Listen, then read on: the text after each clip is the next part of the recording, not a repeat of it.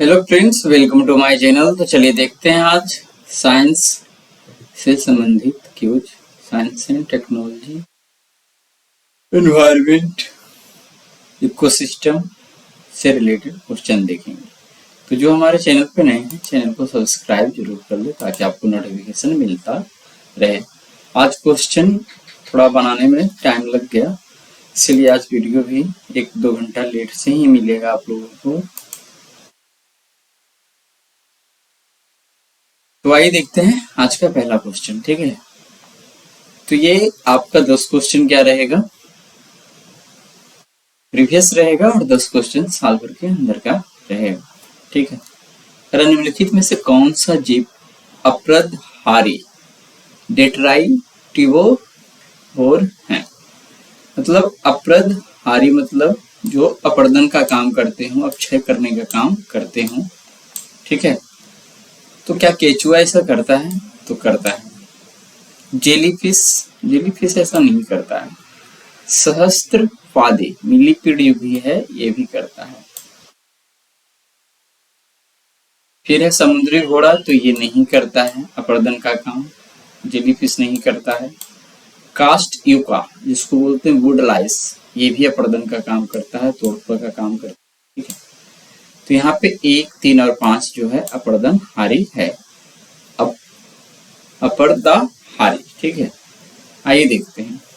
अपरदाहारी डेट्राटिवोर ऐसे जीव होते हैं जो मृत जैविक पदार्थों को खाकर जीवित रहते हैं और पारिस्थितिकी तंत्र में अपघटन प्रक्रिया में सहायता करते हैं। आइए दिए गए विकल्पों का विश्लेषण करें और यह निर्धारित करें कि कौन से जीव अपरदाहारी हैं। अब केचुआ जिसको बोलते हैं अर्थवर्म, केचुए मिट्टी में रहते हैं और मृत पौधे के अवशेषों को खाते हैं। वे अपघटन प्रक्रिया में योगदान देकर मिट्टी की उर्वरता बढ़ाते हैं। फिर है जेली, तो केचुआ अपरदाहारी है। जेलीफिश की बात किया जाए तो जेलीफिश समुद्री जीव है जो प्लावक यानी प्लैंकटन है और छोटे समुद्री जीवों को खाते हैं। वे शिकारी होते हैं और जीवित जीवों को पकड़कर खाते हैं, ना कि मृत पदार्थों को। तो यह अपरदाहारी नहीं है। ठीक है, फिर है सहस्त्रपादी मिलीपेड जिसको बोलते हैं। सहस्त्रपादी जमीन पर रहने वाले जीव हैं जो मृत पौधे के अवशेषों, सड़ते पत्तों और अन्य मृत जैविक पदार्थों को खाते हैं। वे अपघटन में सहायता करते हैं। फिर है समुद्री घोड़ा, सी हॉर्स। समुद्री घोड़े छोटे क्रस्टेशियंस, प्लावक और अन्य छोटे समुद्री जीवों को खाते हैं। वे शिकारी हैं और जीवित जीवों को खाते हैं। एक घोड़ा यहाँ पे क्या है, अपरदाहारी नहीं। फिर एक कास्ट टिपा है, वुड लूज करा है। कास्ट टिपा छोटे क्रस्टेशियंस है जो मृत पौधे के अवशेषों, सड़ती गड़ती लकड़ी और अन्य मृत जैविक पदार्थों को खाते हैं। वे अपघटन प्रक्रिया में महत्वपूर्ण भूमिका निभाते हैं, इसलिए कास्ट टिपा यहाँ पे अपरदाहारी है। ठीक है, तो इस प्रकार से आंसर क्या हो गया ये। ठीक है, बाकी उसी चीज को फिर से यहाँ पे अरेंजमेंट में है कि ये तीनों है और ये तीनों अपरदाहारी नहीं है। यूएनईपी द्वारा समर्थित कॉमन कार्बन मैट्रिक को किस लिए विकसित किया गया था? संपूर्ण विश्व में निर्माण कार्यों के कार्बन पदचिह्न का आकलन करने के लिए। दूसरा है कार्बन उत्सर्जन व्यापार में विश्व भर की वाणिज्यिक कृषि संस्थाओं के प्रवेश हेतु अधिकार देने के लिए। तीसरा है सरकार को अपने देश द्वारा किए गए समग्र कार्बन पदचिह्न के आकलन हेतु अधिकार देने के लिए। तो ये कथन इसके लिए सही है। यूपीपी द्वारा समर्थित कॉमन कार्बन मैट्रिक का जो विकास किया गया है यूएनईपी के द्वारा। ठीक है, यूनाइटेड नेशनल इन्वायरमेंट प्रोग्राम ये होता है इसका पूर्ण फॉर्म। तो संयुक्त राष्ट्र पर्यावरण कार्यक्रम द्वारा समर्थित कॉमन कार्बन मैट्रिक को संपूर्ण विश्व में निर्माण कार्यों के कार्बन पदचिह्न का आकलन करने के लिए विकसित किया गया है। इसका मुख्य उद्देश्य निर्माण कार्यों के दौरान उत्पन्न होने वाले ग्रीन हाउस गैस उत्सर्जन को मापने और उसकी तुलना करने के लिए एक मानकीकृत पद्धति प्रदान करना है। यह पद्धति वैश्विक स्तर पर निर्माण से संबंधित कार्बन उत्सर्जन को समझने और उसे कम करने में सहायता करती है। फिर है कार्बन उत्सर्जन व्यापार और वाणिज्यिक कृषि संस्थाओं पर केंद्रित है। इस मैट्रिक के उद्देश्य से मेल, तो जो आंसर था वही था। ठीक है, बाकी को यहाँ पे देखना नहीं है। आइए देखते हैं, कहीं कि आज 20 क्वेश्चन है और इसमें डिस्क्रिप्शन भी लंबा है, टाइम लगेगा। निम्नलिखित समूहों में से किनमें ऐसी जातियां हैं जो अन्य जीवों के साथ सहजीवी संबंध बना सकती है? तो यहाँ पे नाइडेरिया किसी जीव का नाम है, कवक, आदि जंतु, प्रोटोजोआ। अच्छा, प्रोटोजोआ को हिंदी में क्या बोलते हैं? आदि जंतु। तो क्या ये सजीवी संबंध बना सकते हैं? तो कथन सही है, यहाँ पे तीनों जो है सजीवी संबंध बना सकते हैं। सजीवी संबंध यानी सिम्बायोटिक रिलेशनशिप वो संबंध होता है जिसमें दो भिन्न जीव एक दूसरे के साथ निकटता से रहते हैं और इनमें से कम एक को लाभ होता है, ठीक है, दूसरे को हानि नहीं होता है, तब वो सहजीवी कहलाना चाहिए। नाइडेरिया कर इसमें जेलीफिश, कोरल और समुद्री एनिमोन जैसे जीव शामिल है। कुछ नाइडेरियम जैसे कोरल, शैवाल जैसे क्या है, जू एक सिंथली के साथ सहजीवी संबंध बनाते हैं। शैवाल कोरल को भोजन प्रदान करते हैं और कोरल शैवाल को सुरक्षा और पोषक तत्व देते हैं। यहाँ एक दूसरे को लाभ हो रहा है, तो नाइडेरिया सहजीवी संबंध बनाते हैं। कवक कवक सहजीविता के लिए प्रसिद्ध है, उदाहरण के लिए लाइकेन, कवक और शैवाल, साइनोबैक्टीरिया के बीच सहजीविता, और माइकोराजा कवक और पौधे की जड़ों के बीच सहजीविता का उदाहरण है। कवक स्पष्ट रूप से सहजीवी संबंध बना सकते हैं।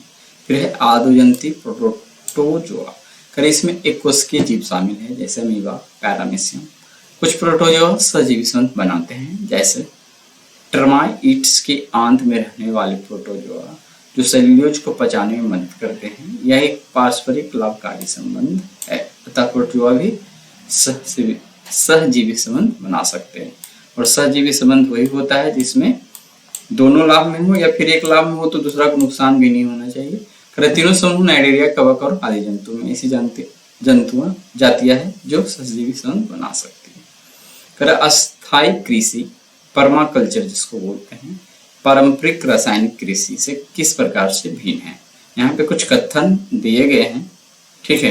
अस्थायी कृषि एक धान्य कृषि पद्धति को हतोत्साहित करता है, मतलब कि अस्थायी कृषि जो है एक धान्य कृषि को हतोत्साहित करता है, मतलब यहाँ पे प्रोत्साहित नहीं करता है। किंतु पारंपरिक रासायनिक कृषि में एक धान्य कृषि पद्धति की प्रधानता होती है, ठीक है, ये कथन सही है।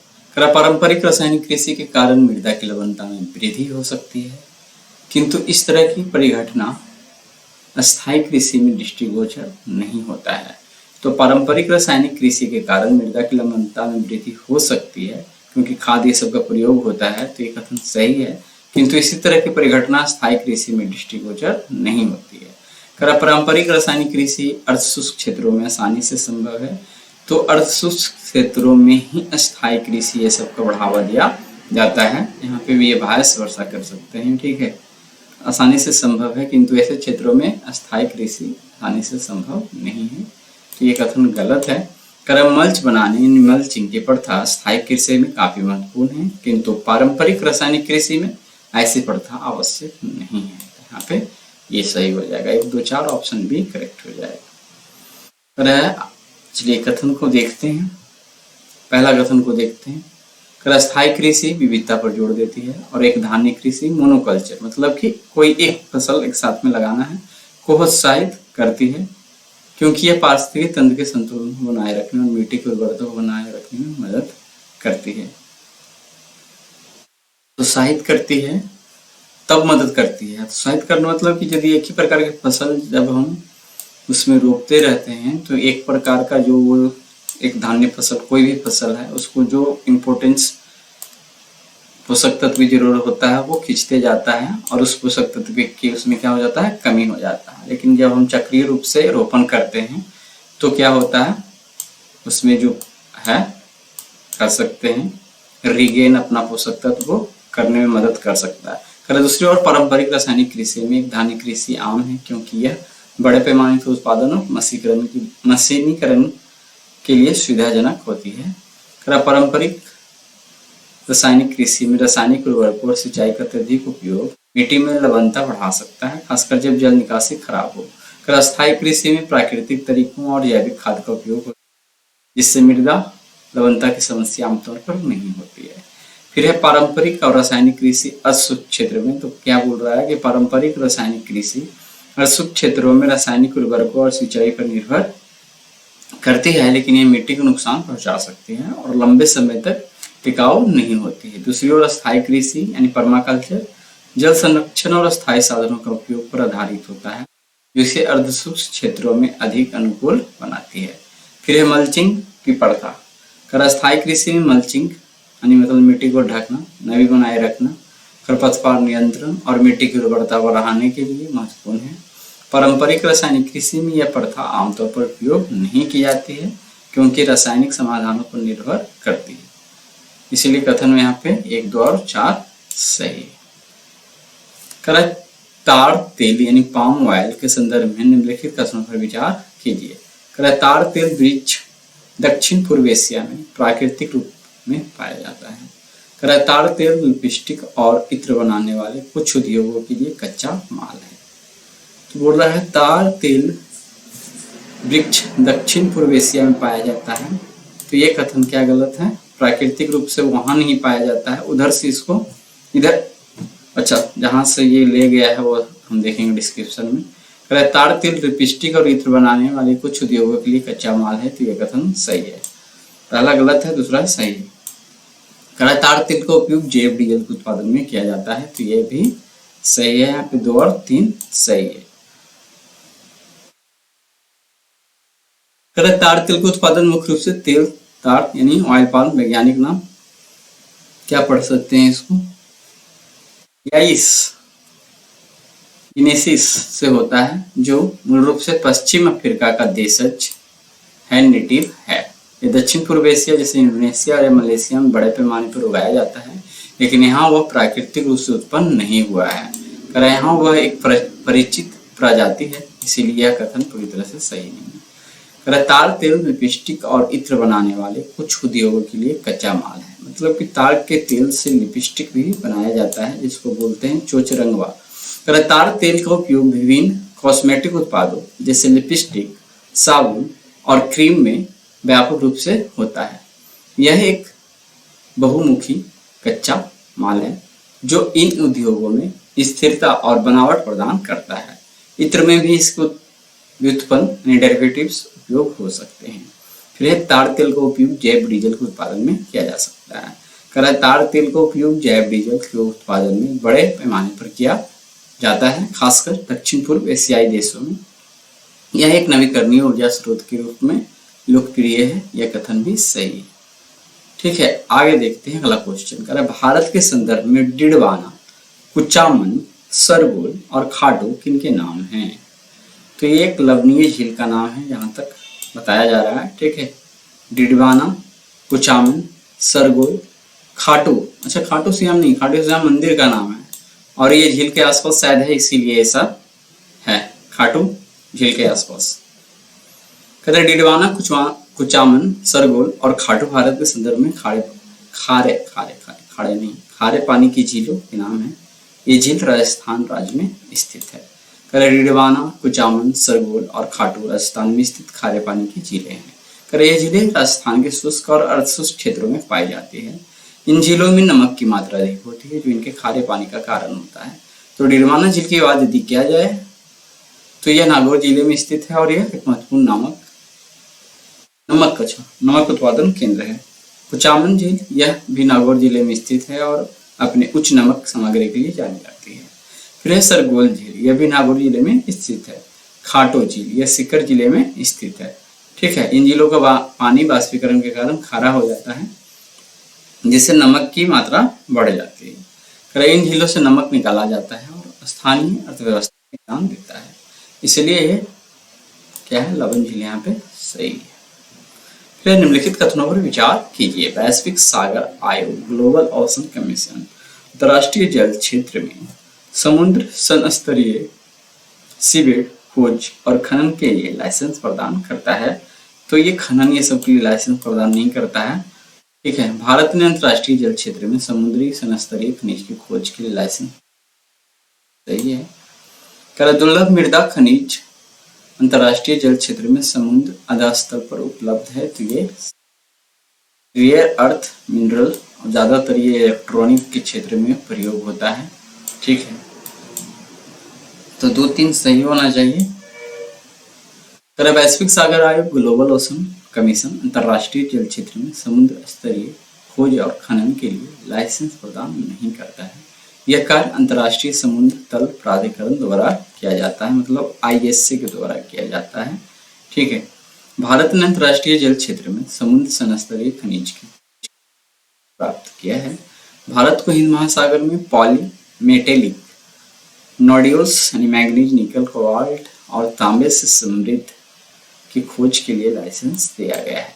दुर्लभ मृदा खनिज रेयर अर्थ मिनरल अंतर्राष्ट्रीय जल क्षेत्र में समुद्र अधस्तर पर उपलब्ध है, इसलिए कथन सही है। ठीक है, इस प्रकार केवल 2 और 3 सही होगा।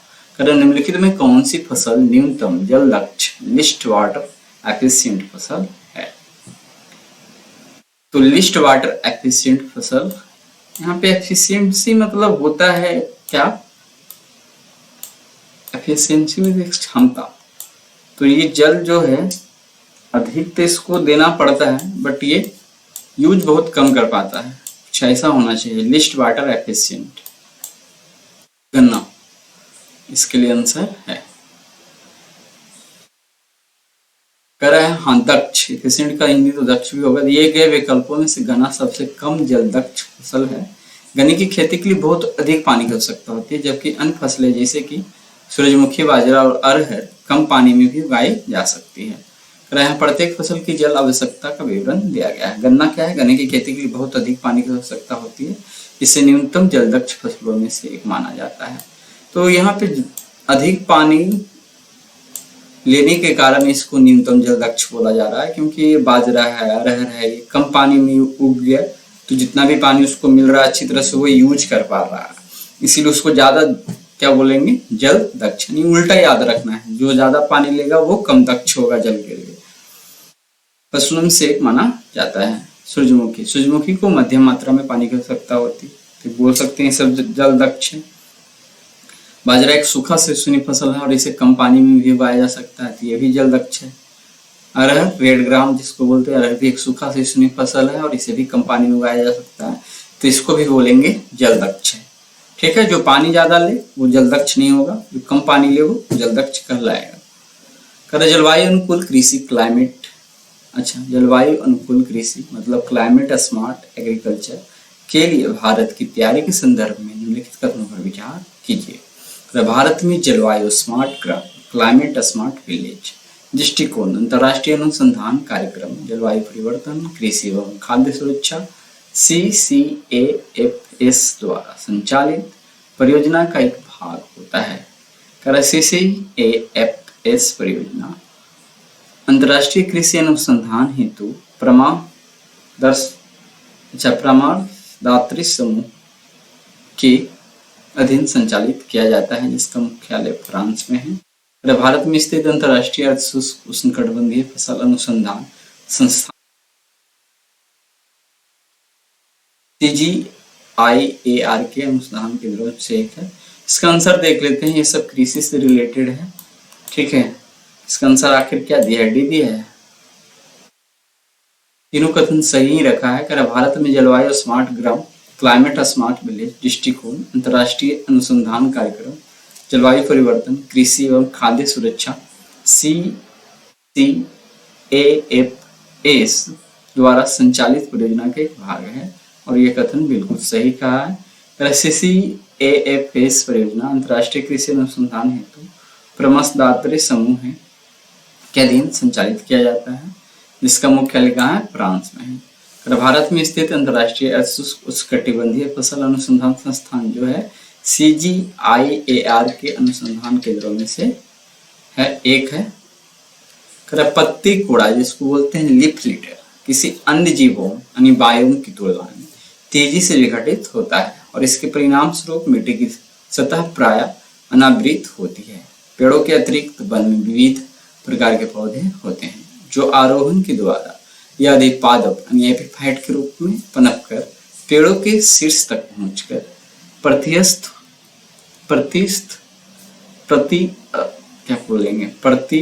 होते हैं और पेड़ों की ऊपरी शाखाओं में जड़ें जमाते हैं। यह किसका सबसे अधिक सटीक विवरण है? तो पत्ती कुड़ा यानी लीफ लिटर किसी अन्य जीवों या वायुओं की तुलना में तेजी से विघटित होता है और इसके परिणाम स्वरूप मिट्टी की सतह प्राय अनावृत होती है। अनावृत मतलब मिट्टी का सतह जो है नंगा हो जाता है, मतलब उस पर किसी और चीज का परत नहीं होता है।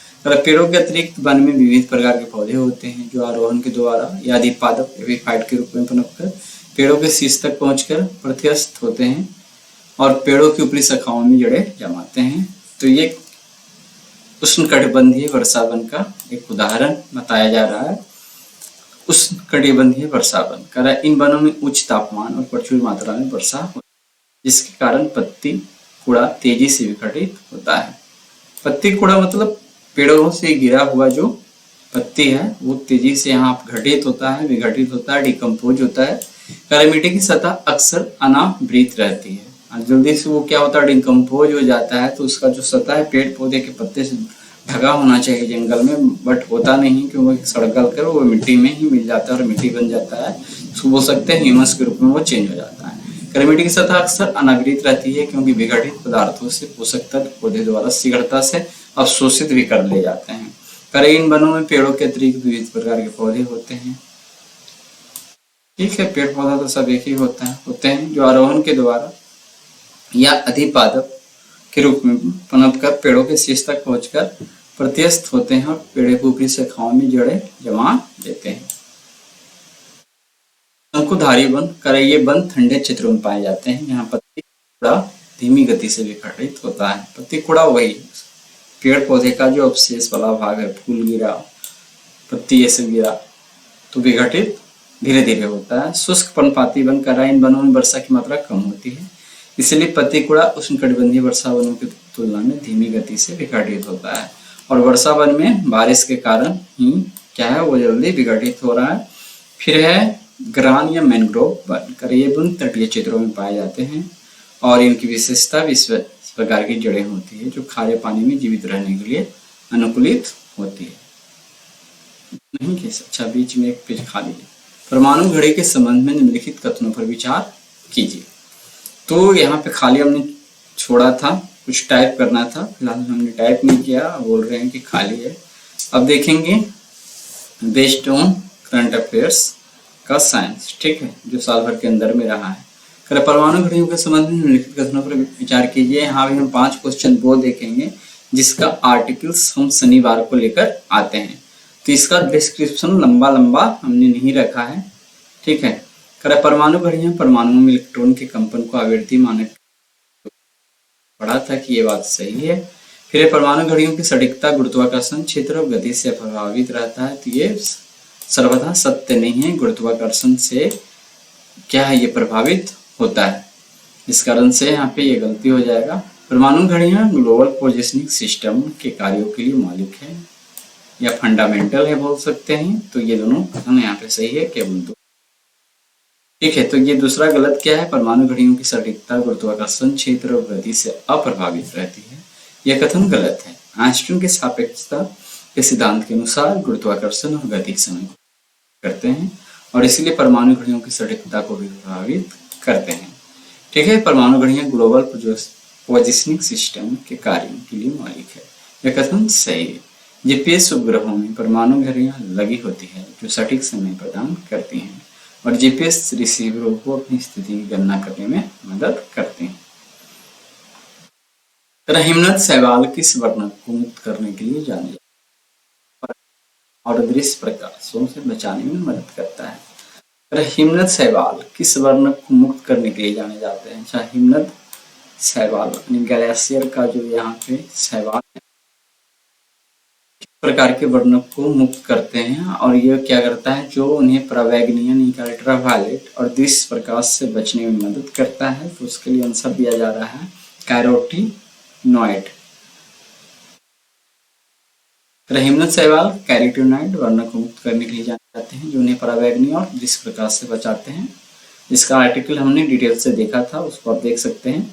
कोरोनल मास इंजेक्शन के संबंध में निम्नलिखित में से कौन सा कथन सही है?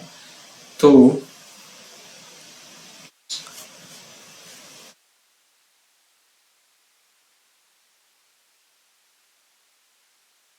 इसके लिए ये आंसर होना चाहिए ऑप्शन सी।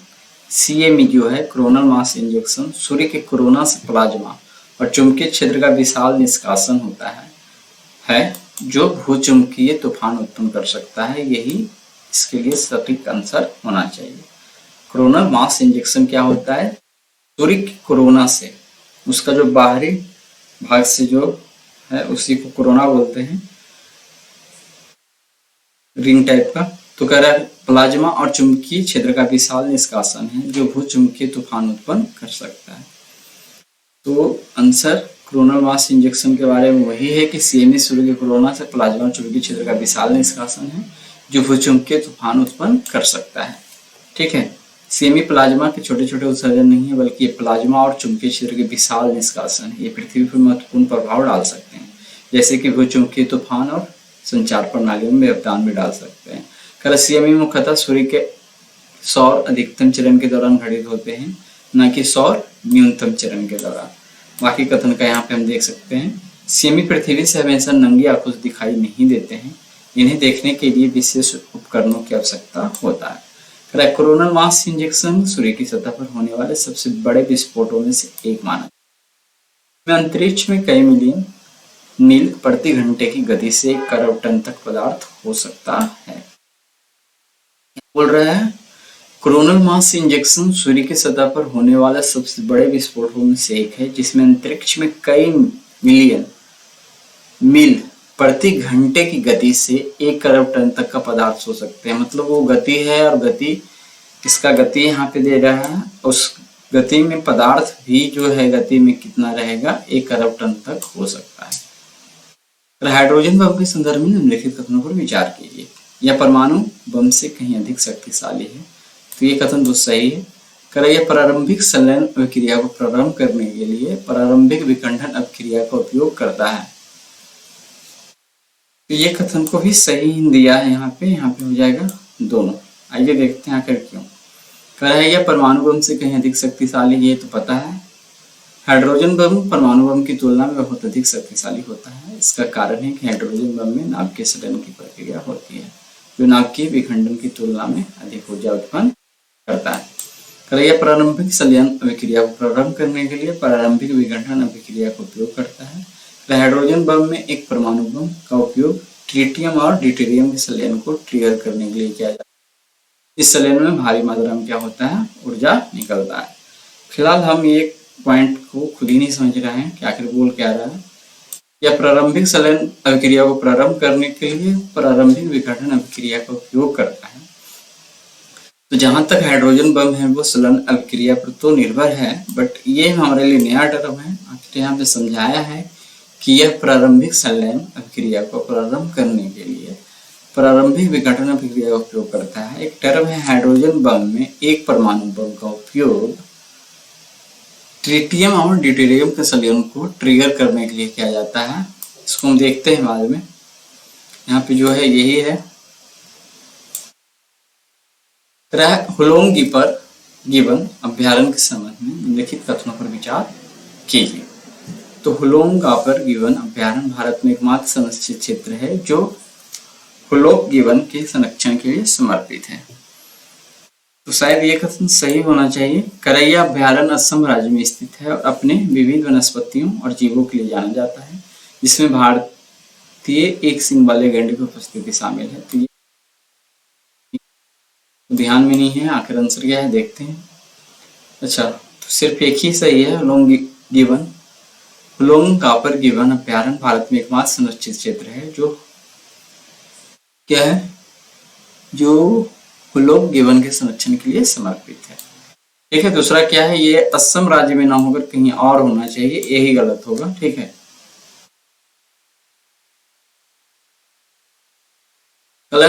हुलोंग गिबन अभ्यारण्य भारत में एकमात्र संरक्षित क्षेत्र है जो हुलोंग गिबन के संरक्षण के लिए समर्पित है।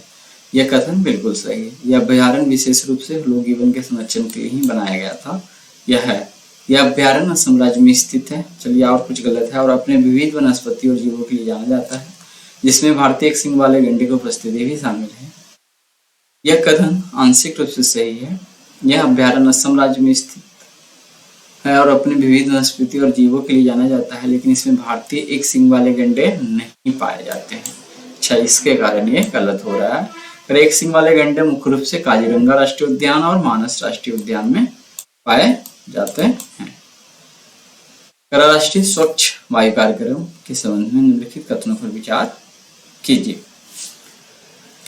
इसे पर्यावरण, वन और जलवायु परिवर्तन मंत्रालय द्वारा वर्ष 2019 में लॉन्च किया गया था। तो ये कथन जहां तक है सही है। इसे पर्यावरण, वन और जलवायु परिवर्तन मंत्रालय द्वारा वर्ष 2019 में लॉन्च किया गया था। यह समयबद्ध कमी लक्ष्य के साथ वायु गुणवत्ता प्रबंधन के लिए राष्ट्रीय रूपरेखा तैयार करने वाला देश का पहला प्रयास है। तो ये भी सही होना चाहिए। और इसमें भारत के सभी शहर शामिल हैं।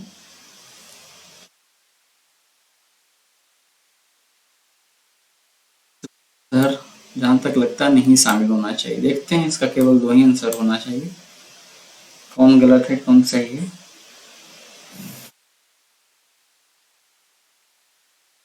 दूसरा में कुछ गलती कर रहा है। ठीक है, देखते हैं।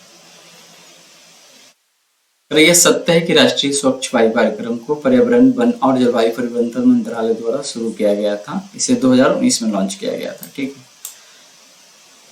है। यह समयबद्ध कमी लक्ष्य के साथ वायु गुणवत्ता प्रबंधन के लिए राष्ट्रीय रूपरेखा तैयार करने का देश का पहला प्रयास है।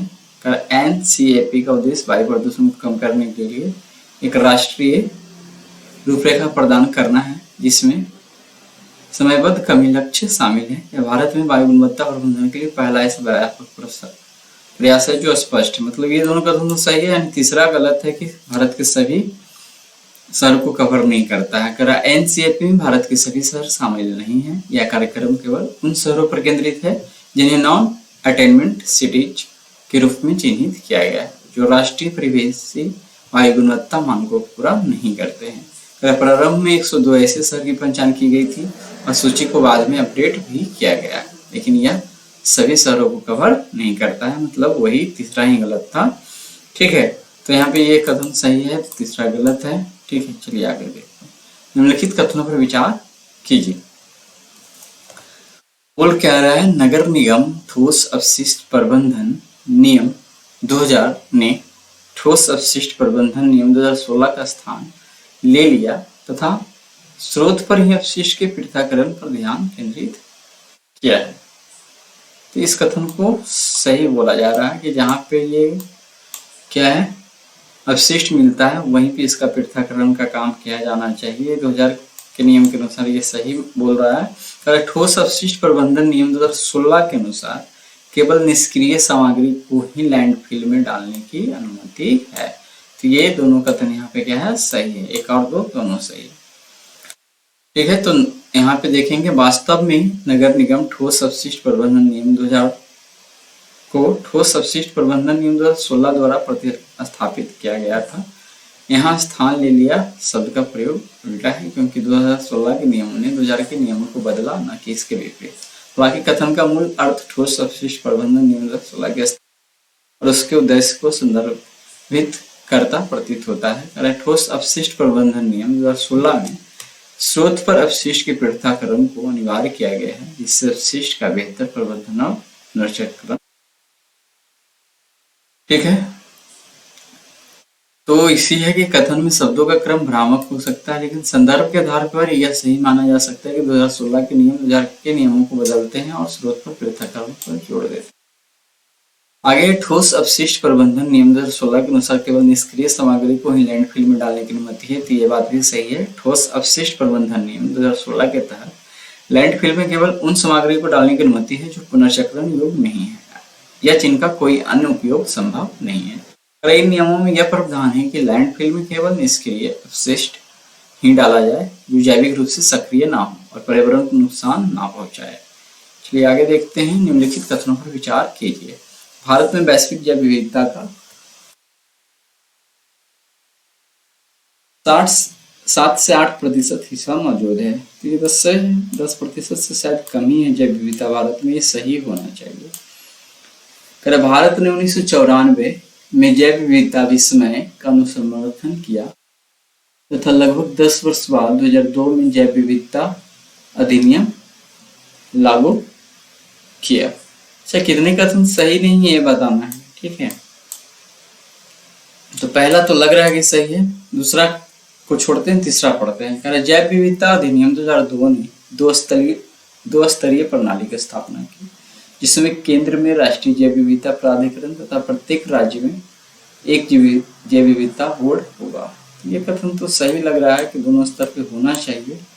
तो ये दूसरा में कुछ गलती हो सकता है। चलिए देखते हैं आखिर इसका आंसर क्या है। तो बोल क्या रहा है, भारत को जैव विविधता के मामले में एक मेगा डाइवर्स देश माना जाता है। विभिन्न रिपोर्ट्स और अध्ययनों के अनुसार भारत में विश्व की कुल जैव विविधता का लगभग 7 से 8% हिस्सा मौजूद है। पौधों, जीवों और सूक्ष्म जीवों की प्रजातियां शामिल हैं। इसलिए पहला कथन क्या है, सही है। जैव विविधता भी समय को 1992 में रियो डी जेनेरो में आयोजित पृथ्वी शिखर सम्मेलन में अपनाया गया था। भारत ने इसका समर्थन 18 फरवरी 1994 को किया था।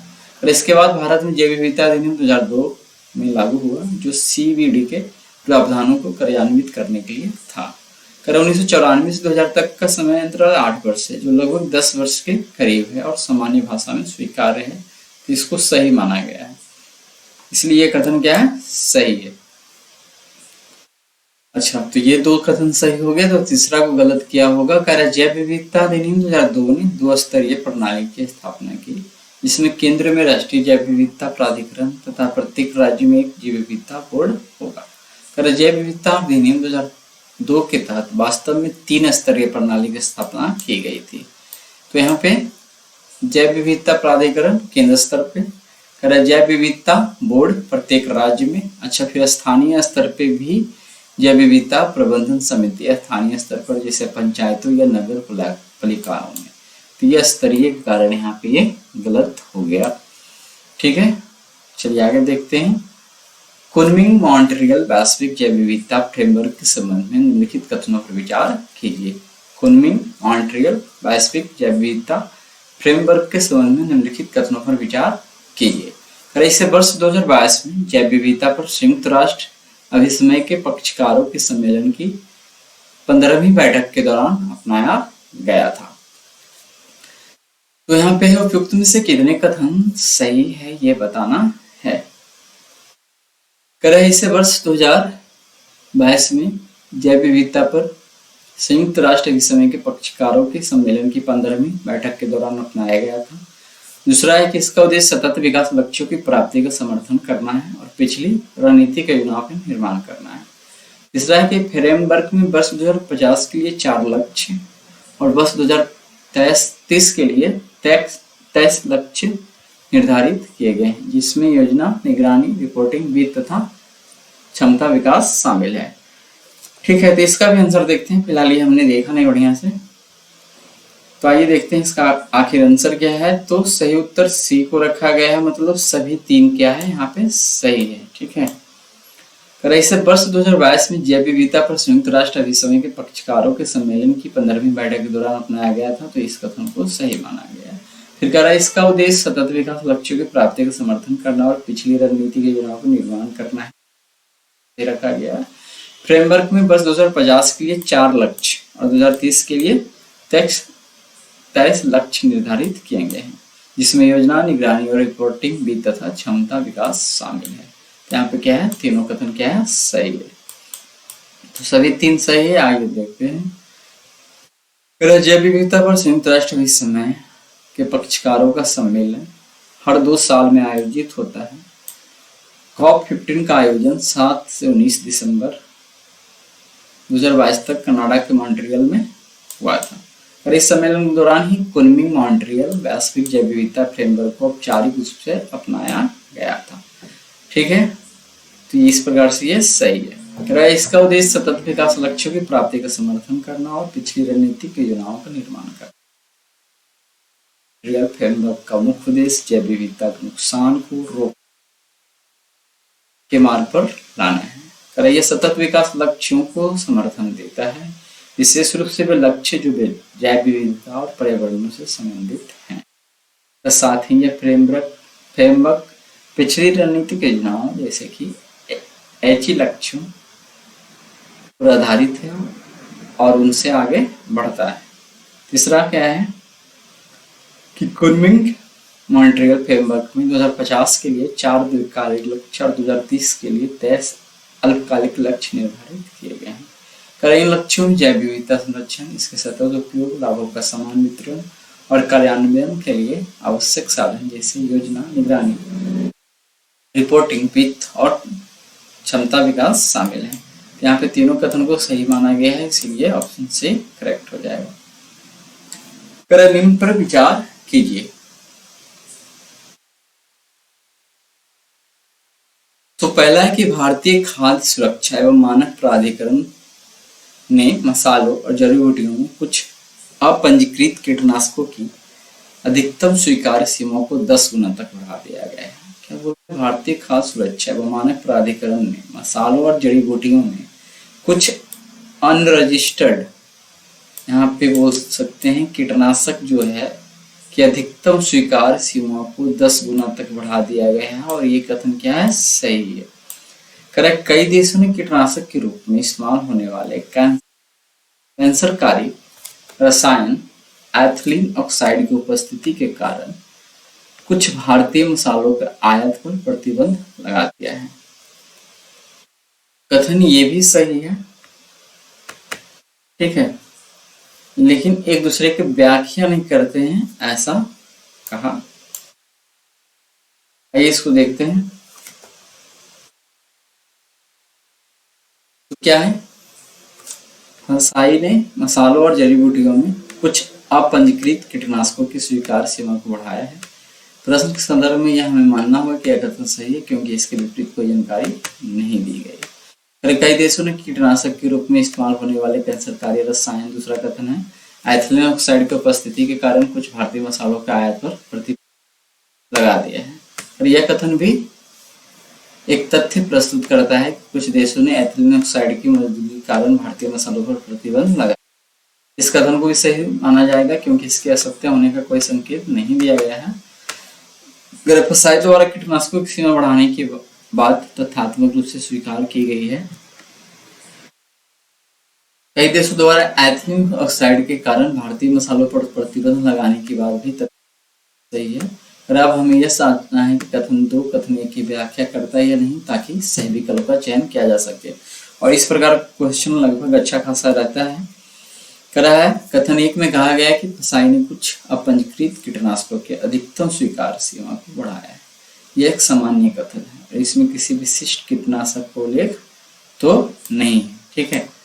कथन 2 में कहा गया है कि कई देशों ने एथिलीन ऑक्साइड की उपस्थिति के कारण भारतीय मसालों पर प्रतिबंध लगाया है। यह एक विशिष्ट कीटनाशक उल्लेख करता है। और कथन 1 में कुछ अपंजीकृत कीटनाशक का उल्लेख है, लेकिन यह स्पष्ट नहीं है कि इसमें एथिलीन ऑक्साइड शामिल है या नहीं, ठीक है। कथन 2 में प्रतिबंध की वजह एथिलीन ऑक्साइड को बताया गया है, जो कथन 1 में सीमा बढ़ाने के निर्णय से सीधे जुड़ा नहीं दिखता है। यदि कथन 2 कथन 1 की व्याख्या करता तो यह दिखाना चाहिए कि फंसाई सीमा बढ़ाने का निर्णय ही वह कारण है जिसके चलते देशों ने प्रतिबंध लगाया है, लेकिन ऐसा कोई स्पष्ट संबंध दोनों कथन में नहीं। ये थोड़ा सा ज्यादा हो गया, ठीक है, बल्कि यह अलग तथ्य प्रस्तुत करता है, लेकिन कथन 1 का कारण परिणाम नहीं है। इसको आप अपने अनुसार ही बनाए तो बेहतर होगा। इसको हमने कोशिश किया था, नया भी खबरों में चल रहा है क्या, ग्रुप AI, तो उससे हम ये व्याख्या निकालने की कोशिश किए थे, तो वही यहाँ पे ऐसा किया है, ठीक है। तो यहाँ पे आंसर वही है कि दोनों कथन तो सही है, बट क्या है, पहले की ये व्याख्या नहीं करता है। और बात वही सही है कि यहाँ पे अपंजीकृत कीटनाशक तो उसकी सीमा बढ़ा दिया गया, लेकिन सिर्फ इसी के कारण से यहाँ पे ये नहीं हो सकता है कि उसमें एथिलीन ऑक्साइड पाया गया है और उस पर प्रतिबंध लगा दिया गया हो अन्य देशों के द्वारा, ठीक है। चलिए, तो आज के लिए इतना ही रहने देते हैं। कल मिलते हैं साइंस के आर्टिकल के साथ, ठीक है। और कोशिश करेंगे इतना बड़ा क्या है डिस्क्रिप्शन ना रहे, छोटा में ही रहे, और खुद से ही डिस्क्रिप्शन कराया जाए तो बेहतर होगा। चलिए, तो आज की वीडियो में इतना ही रहने देते हैं। मिलते हैं अगले दिन साइंस के आर्टिकल के साथ।